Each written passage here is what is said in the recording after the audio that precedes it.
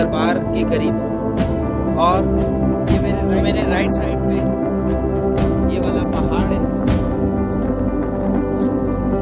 इस पहाड़ में पीछे की तरफ हमने आपको बताया कि बेलूसदाना का चिल्लागाह या आरामगाह थी। इसी के पास ही हमें पता लगा कि शाह अब्दुल लतीफ भिटाई भी यहाँ कई साल गुजार कर गए। वो इसके इलाही में कैसे चले गए, क्या हुआ, वो चीज़ बड़ी मुश्किल है। शाह अब्दुल लतीफ भिटाई किस तरह इसके इलाही में गए, बहुत कम, ये किस तरह इसके इलाही में गए, ये बहुत कम जानते हैं। हर दरवेश की दास्तान की अपनी कहानी होती है। जब तक एक बंदा दरवेशी इख्तियार नहीं करता, वो मुख्तलिफ मंज़िलात अब नहीं कर सकता, क्योंकि दर दर घूमने से ही, दर दर जाने से ही उसको वो इल्म मिलता है जो सीने में किसी के दफन होता है, वो दिया जाता है। किताबी इल्म तो दुनिया में बहुत सारा फैला हुआ है। उसे पढ़ के कोई आलिम बन जाता है, कोई मुफ्ती बन जाता है, कोई डॉक्टर बन जाता है, कोई इंजीनियर बन जाता है, कोई आलिम दीन बन जाता है। ये वो इल्म है जो सिर्फ इन्हीं दर्सगाहों में मिलता है, जो कई 100 सालों से मौजूद है।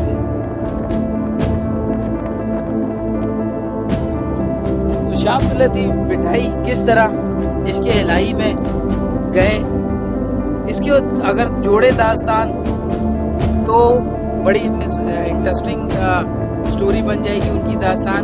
ये दास्तान मैं आपको सुनाने वाला हूँ ऐसी जगह पर जहाँ पर आप शाह अब्दुल लतीफ भिटाई का मुआवजा देखेंगे लाल शहबाज कलंदर के साथ। अब ये कैसे मुआवजा हुआ, लाल शहबाज कलंदर तो उस दौर में नहीं थे, ये मैं आपको बताऊंगा उस मौजूदाती जगह पे ले जाकर आपको, जहाँ पे आपको पता लगेगा मेरी कहानी का जो शुरू का, इस वीडियो का स्टार्टिंग थी, उसका पता लगेगा कि हम सारी जो स्टोरी एक बना रहे थे, बेस बना रहे थे, वो बेस क्या है। आए चले आगे बढ़े मेरे साथ और मैं आपको वो मौजूदाती जगह दिखाता हूँ जहाँ पर आपका भी दिल हिल जाएगा और धड़कनें रुक जाएंगी।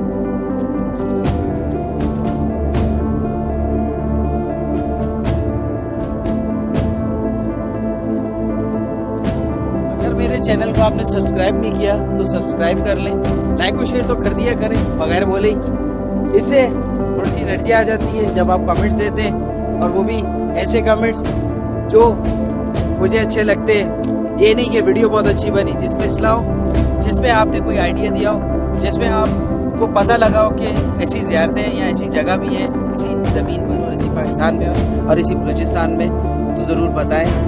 ऐसे मैसेज करें तो ज़्यादा अप्रिसिएशन होगी मेरे लिए और मेरे चैनल के लिए। जर्नी ऑफ फेथ की गाड़ी मौजूद है और इसी में हम आपको वो मौजूदाती जगह पे लेके जाने वाले हैं।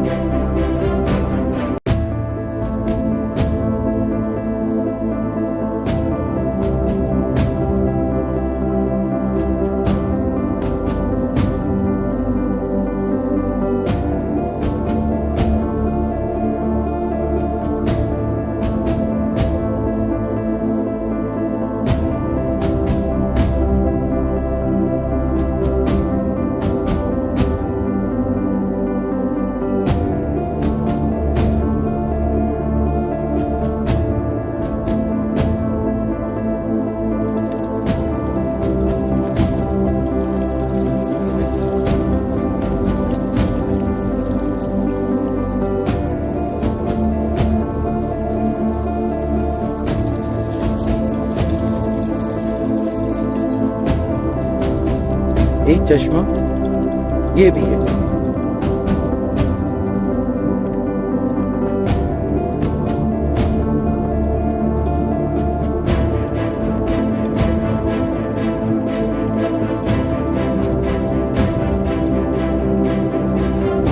बहुत बड़े एरिया पर है ये फैला हुआ, और तालाब भी बना है क्योंकि यहाँ मार्बल निकलता है। ये वही पानी जो मैंने आपको दिखाया।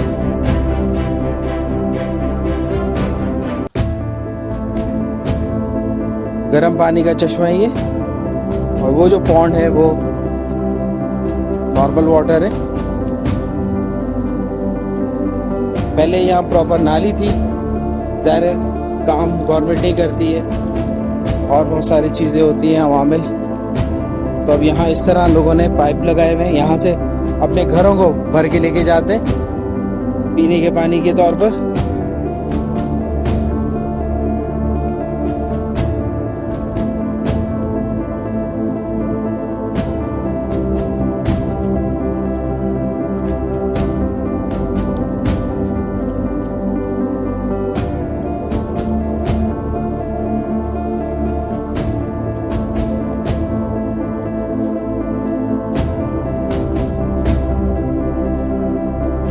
बिल्कुल सामने मार्बल निकालने मशीनें लगी हुई हैं। पानी की रफ्तार चेक करें।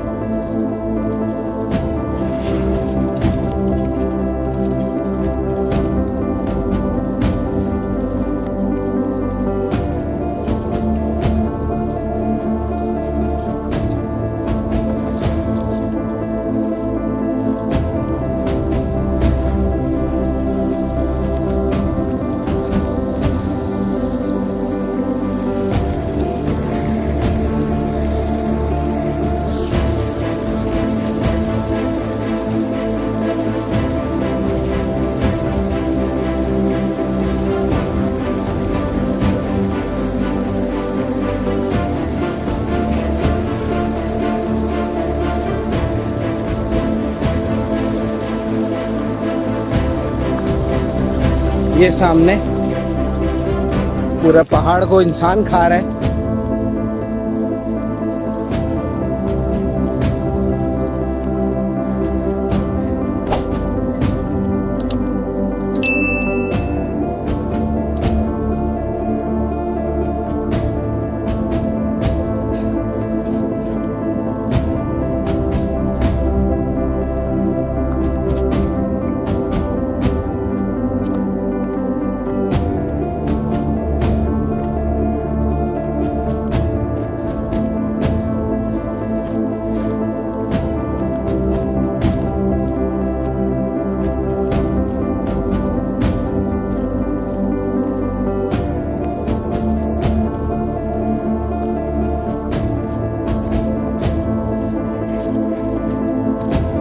देखें जगह, ये वो मौजादी जगह है लतीफ़ साईं की, जो सदियों से चल रही है। 16वीं सदी में वो पैदा हुए और उन्होंने ये लाल साईं के साथ मौज़ा किया। ये वो चश्मा है जो शुरू से मैं आपको दिखा के ला रहा हूँ। ये देखें बिल्कुल पंचतन बाग में जैसे मौला हुसैन का कुआं है, वैसे ही पानी यहाँ से भी फूट रहा है।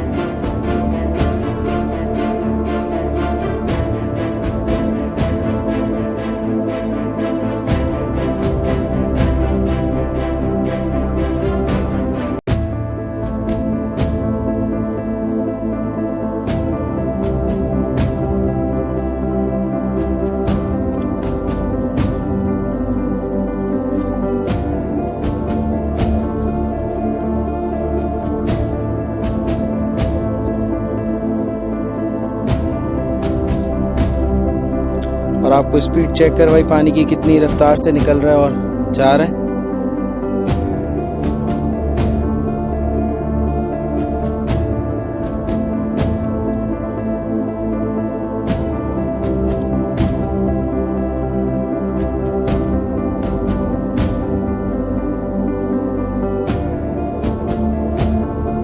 और इसी से आगे आपको मच भी दिखाएंगे जहाँ लाल साईं और लतीफ़ साईं दोनों ने टाइम गुजारा।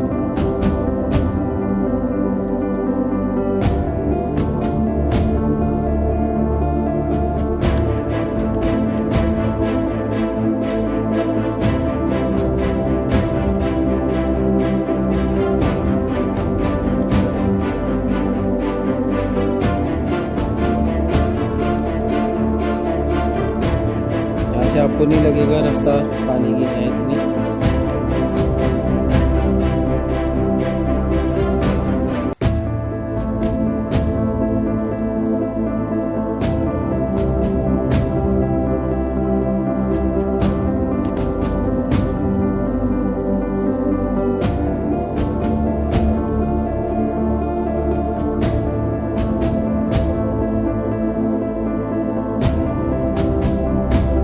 इलाही आसान नहीं होता, सुना है कि लोहे के चने चबाने पड़ते हैं। फिर होना क्या था, हुआ कुछ ऐसे कि इतनी जो उन्होंने अपनी जिल्लत और रुसवाई फेस की और अपने ख़ानदान को भी करवाई। एक मुगलिया ख़ानदान के सामने जो कि एक नॉन सैयद थे और एक सैयद घराना जो तालीम के हिसाब से, रूहानियत के हिसाब से, इल्म के हिसाब से, दुनियादारी के साथ साथ खुदादारी उनमें इतनी थी कि उस हिसाब से उन्होंने अपना सिक्का उस पूरे इलाके में जमाया हुआ था और बहुत सारे ख़ानदान उनको फॉलो करते थे। हर दुख दर्द में वो उनके काम आते थे और मशवरे में, शादी ब्याह, बर्तन देना या बहुत सारी चीज़ों में वो ख़ानदान उनका आगे आगे था।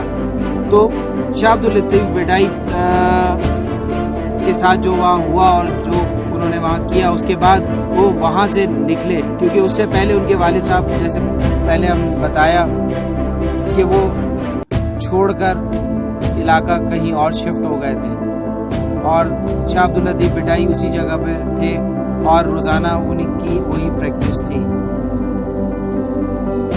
इस दास्तान को आगे बढ़ाते हैं और आपने रास्ता देखा कि किस तरह रास्ते से हम गुजरते हुए यहाँ तक पहुँचे। सोचें कि आप इतने 100 साल पीछे जाएं, तकरीबन 400 साल, और उस दास्तान को यानी कि उस सफ़र को आप देखें जो शाह अब्दुल लतीफ़ भिटाई ने अकेले किया बज़ाहिर। हुआ कुछ यूँ कि जब वो वहाँ से रुसवा हुए और जिस इल्मी घराने से वो ताल्लुक़ रखते थे और जो उनका मर्तबा था उनके वालिद का और जो इज़्ज़त लोगों के दिलों में उस सैयद ख़ानदान की थी, उसके बाद वो वहाँ से रुसवा होकर लाल शहबाज कलंदर के पास आए। यहाँ चल रहा था उनका मेला। मेले के रंग देखे और मेले में वो पहुँचे चारयार। यहाँ पर उनके अंदर एक कशमकश या एक जंग या एक सवाल चल रहा था कि मैं जिस ख़ानदान से ताल्लुक़ रखता हूँ, जिस ख़ानदान की इतनी वर्थ है, वैल्यू है, मैं ये क्या हरकत कर बैठा, क्यों की मैंने। इस सवाल की खातिर वो कई दिन जो है वो मेले के बाद भी वहाँ पर रहे। उन्होंने जवाब जब ना मिला तो उन्होंने खुदा से रुजू किया। खुदा से रुजू करना था कि उनकी जो है वो लाल साईं से मुलाकात हो। बज़ाहिर हम कहते हैं जो लोग चले जाते हैं दुनिया से वो कैसे मिल सकते हैं। ज़ाहिर है जब आपकी दाहिनी आँख खुल जाती है तो फिर आपके लिए ये दुनिया में ज़ाहिरी और नाज़ाहिरियत सब बराबर हो जाती है। तो वहाँ पे उन्होंने कई अरसा गुजारा। कुछ लोग कहते हैं 6 महीने गुजारे, कुछ कहते हैं 4 महीने, कुछ कहते हैं तकरीबन कई साल गुजारे। लाल से जब उनकी दोस्ती हुई और आगे कहानी चली मामला, तो उनकी दुनिया ही बदलना शुरू हो गई। जो वो थे वो रही नहीं। कहते हैं अक्सर आपको यहाँ के मलंग कहते हुए मिलेंगे कि लाल साईं लतीफ़ साईं के साथ होते थे और दोनों इकट्ठे सफ़र करते थे। तो इस तरह हमें पता लगा कि बहलूल दाना पर भी शाह अब्दुल लतीफ़ भिटाई की चिल्लागाह है जहाँ वो रहा करते थे, इबादत रियाज़त में मशगूल रहते थे। जहाँ पे भी सुना है काफ़ी अर्सा वो रहे और उन्होंने बहलूल दाना के साथ भिटाई गुजारा।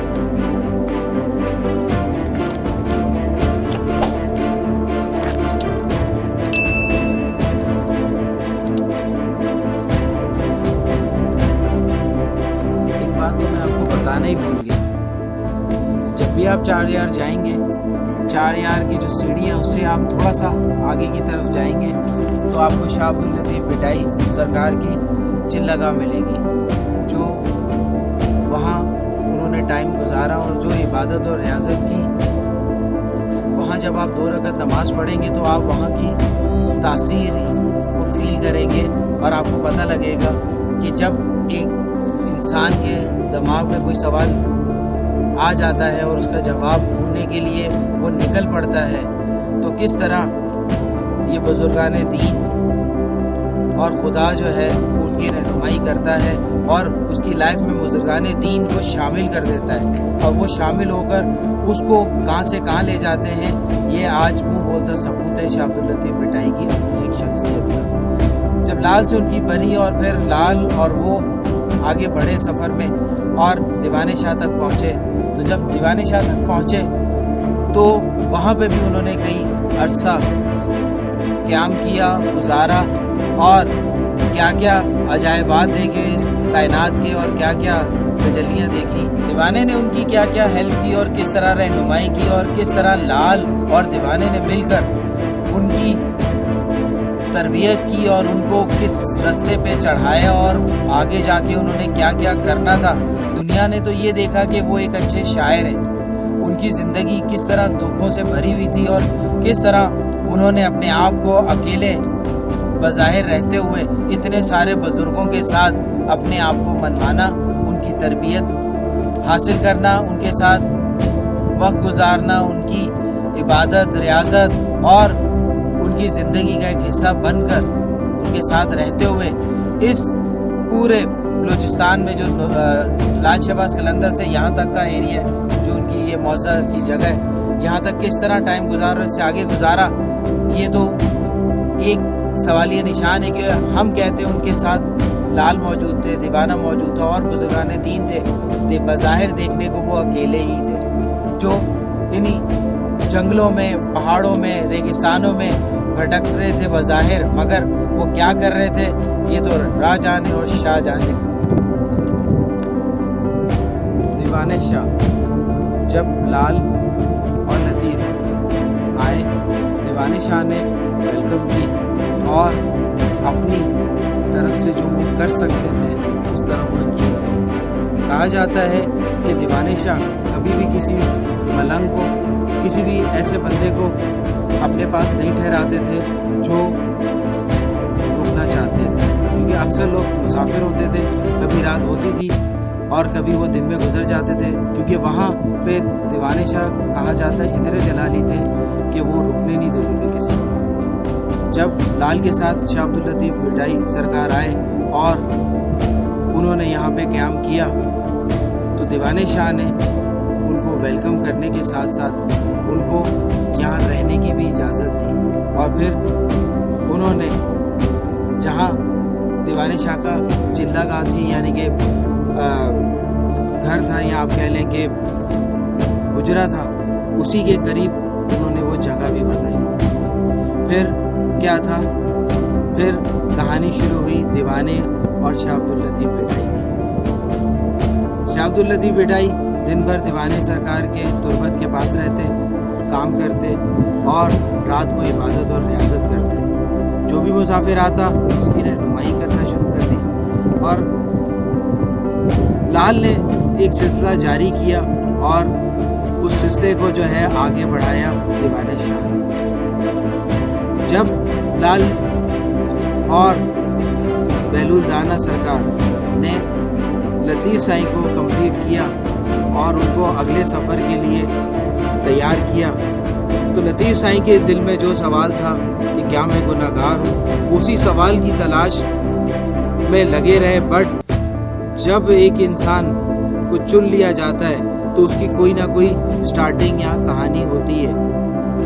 बेसिकली वो कहानी दुनिया वालों के लिए होती है, उसके लिए तो वो एक स्टार्ट होता है और एक इब्तदा होती है। कहाँ शाह अब्दुल लतीफ़ भिटाई एक मोहतरमा के इश्क में पागल हुए और कहाँ वो इश्क इलाही में उस मंजिलत से भी आगे निकल गए, जैसा कि आपको पिछली वीडियो में बताया था। तो वो तैयार हुए अपने अगले सफ़र के लिए और अगली मंजिलों के लिए, ताकि जो लाल और बेलूल दाना सरकार ने उन पे मेहनत की और उनको अपना साथी बनाया और हम राज बनाया और अपने सीने का इल्म उनको दिया, वो आगे उन्होंने किस तरह, किस ज़बान में और किस तरह फैलाया, ये दुनिया जानती है।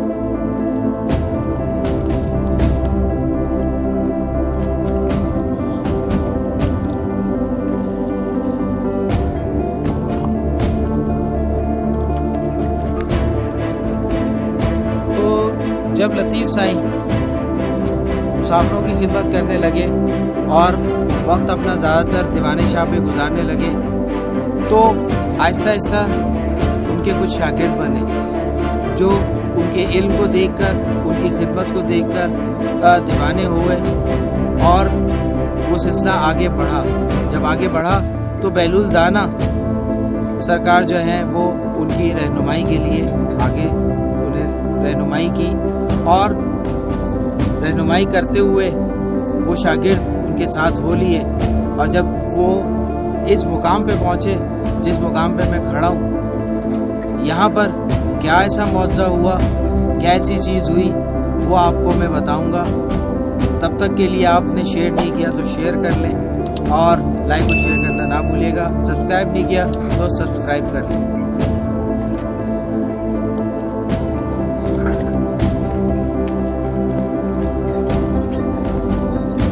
कहते हैं कि शाह अब्दुल लतीफ़ भिटाई ने यहाँ पर कई अरसा गुजारा, गर्मियाँ भी गुजारी सख्त से सख्त और सर्दियाँ भी गुजारी। तो किसी एक सर्दी का वाक़या है कि जब वो अपने शागिर्दों के साथ, यानी कि 5 शागिर्दों के साथ यहाँ पे मुकीम थे और यहाँ पर दीवाने शाह और लाल साईं के साथ अपना टाइम गुजार रहे थे और बज़ाहिर वो अपने शागिर्दों के साथ थे।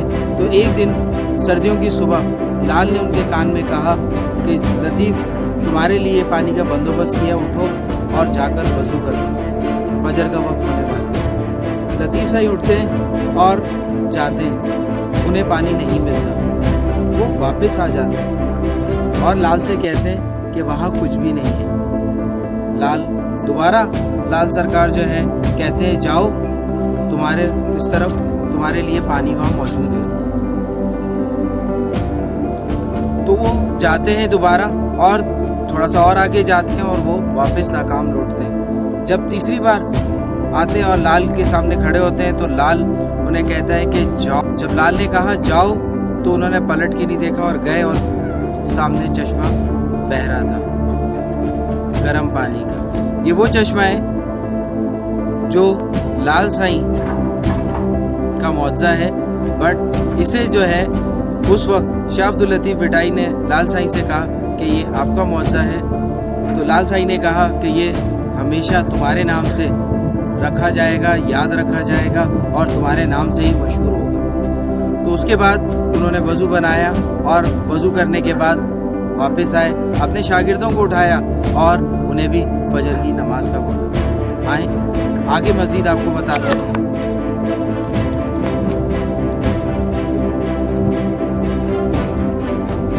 अक्सर उनके शागिर्द सवाल किया करते थे कि आप इतने करामत वाले हैं और इतने पहुँचे हुए हैं और लाल की तरह आप बहुत सारे मौज़े करते हैं, तो वो हमेशा उन्हें झुठला दिया करते थे और कहा करते थे कि जिसकी मैंने गोद में अपनी नशोनुमा पाई, अपनी रूहानियत को पहचाना, अपने आप को पहचाना और उसने आगे मुझे बेलुल दाना को की उंगली पकड़वाई, किस तरह मैं अपने मोहसिनों के साथ अपना नाम जोड़ सकता हूँ।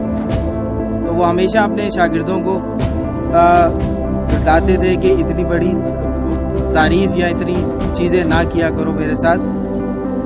हालांकि शाह अब्दुल लतीफ़ भिटाई ने यहाँ पे बहुत सी गर्मियाँ भी देखी, तो कुछ गर्मियों में जो यहाँ चश्मा जारी हुआ वो मैं आपको आगे बताऊँगा किसी फिल्म में। तो अक्सर जो शागिर्द बहस किया करते थे, तो जब बहस की और लतीफ़ साईं ने उन्हें डिनाई किया और अपने आप को लाल और बेलुल दाना से हमेशा छोटा और जूनियर समझा, तो वो शागिर्द नाराज़ हुए और वो चले गए।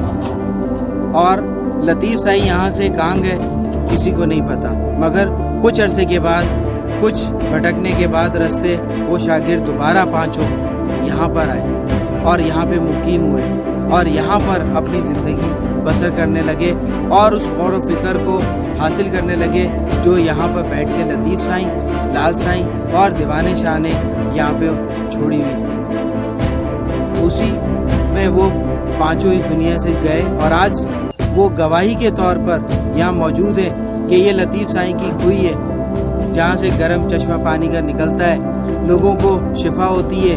ये वो गंधक वाला पानी है जिससे आपके जुमला जिस्मानी जितनी भी बीमारियां हैं, ख़ास तौर पे स्किन की, वो यहाँ पर दूर होती है। यहाँ पे लोग बहुत कम आते हैं। वो मलंग जो लाल से चलते हैं और नूरानी की तरफ जाते हैं, वो यहाँ ज़रूर एक रात रुकते हैं, मत जलाते हैं, यहाँ उनकी कब्रों पे फातिहा करते हैं और यहाँ पे टाइम गुजारते हैं और कोशिश करते हैं महसूस करें उस लतीफ़ साईं की याद को जो उन्होंने उंगली पकड़ के चलना सीखा बेलुल दाने से और जिनकी गोद में परवरिश पाई, वो लाल साईं यानी कि लाल शहबाज कलंदर। ये वो रहनुमाएं कि जो खड़े हो जाते हैं हर उस शख्स के लिए जो निकलता है इस कायनात में अपने आप को तलाश करने के लिए, अपने आप को ढूंढने के लिए, क्योंकि खुदा अपने उन मुकर्रब बंदों को एक्टिव कर देता है जो उस काम के लिए उसने तैयार किए हुए हैं, इस दुनिया में उन्हें मुकाम दिए हुए हैं और वो उस बंदे तक खुद पहुंच जाते हैं या बंदा उन तक पहुंच जाता है। ये वो दास्तान है जो एक अहले नज़र और जो दरवेश तबीयत रखता है वही महसूस कर सकेगा कि लाल साईं का पीरियड और है, दीवाने शाह का पीरियड और है और लतीफ़ साईं का पीरियड और है। चार यार पर जो कचहरी लगती है वहाँ पे भी जो नाम लिया जाता है, फ़कीर और मलंग लेते हैं, वो लतीफ़ साईं का भी लेते हैं और भी बुज़ुर्गों का लेते हैं, मगर जो लिखे हुए वो उस ज़माने के थे जब लाल किसी ज़माने में बैठा करते थे अपने उस दौर में और कचहरी किया करते थे। तो कचहरी हर वक्त इन मलंगों की, इन दरवेशों की और इन कलंदरों की, वलियों की जारी रहती है। रूहानी तौर पे लोग आते रहते हैं, जिस्मानी तौर पे भी लोग आते रहते हैं, अटेंड करते रहते हैं और इल्म बांटते रहते हैं, इल्म समेटते रहते हैं और इस रास्ते पे चलते रहते हैं। आज हम भी भटके हुए काफ़ी सालों के बाद इधर पहुँचे हैं और इधर वो रूहानियत या वो बातचीत या वो मौज़ा या वो इबादत और रियाजत तलाश कर रहे हैं जिससे हम भी कुछ महसूस कर सकें और अपने रास्ते को चल सकें। आज के दौर में भी जो लोग चाहते हैं कि उन्हें रहनुमाई मिले, उन्हें वो रास्ता मिले जिन रास्तों पे हम खुद चलनी और फिर की टीम भी चलती है और महसूसात अपने रखती है, क्योंकि हम कई अरसे से ये दरवेशी सिस्टम को लेके चल रहे हैं। तो बहुत से लोग हमारी वीडियो के थ्रू भी अपनी उस चीज़ की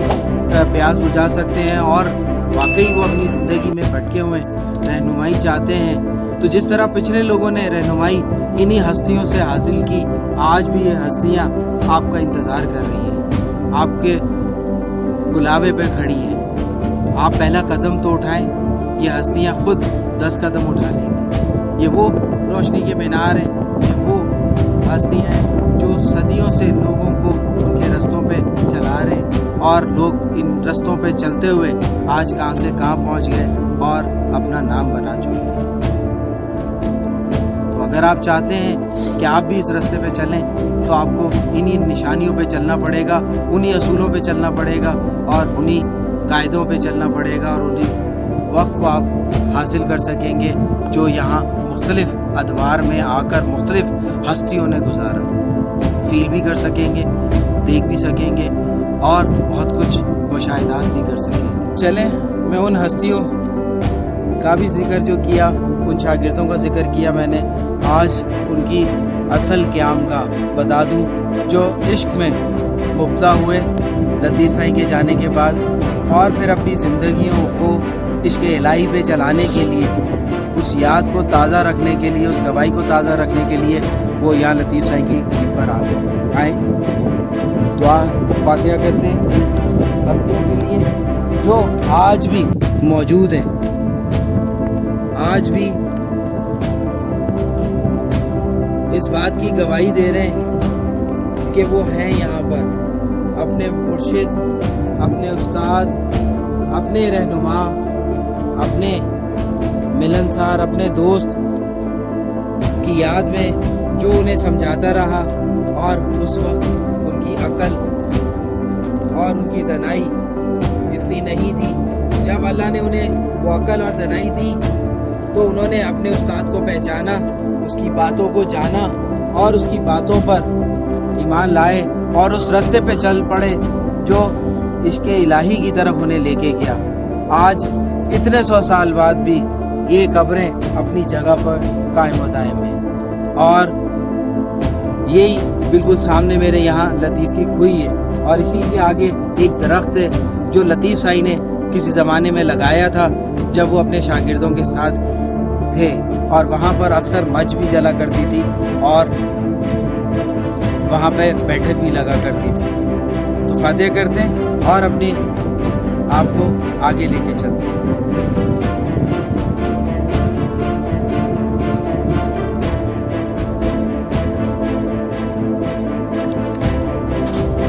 यहीं तक के लिए मेरी वीडियो लाइक और शेयर करना ना भूलिएगा, नए तो सब्सक्राइब कर लिएगा। यहाँ तक के लिए इतना ही है आपके लिए। मिलूँगा मैं आपको इसके एक और व्लॉग में जिससे मैं बताऊँगा यहाँ से लतीफ़ साईं कहाँ गए। तो मुझे इजाज़त दें क्योंकि रात हो चली है।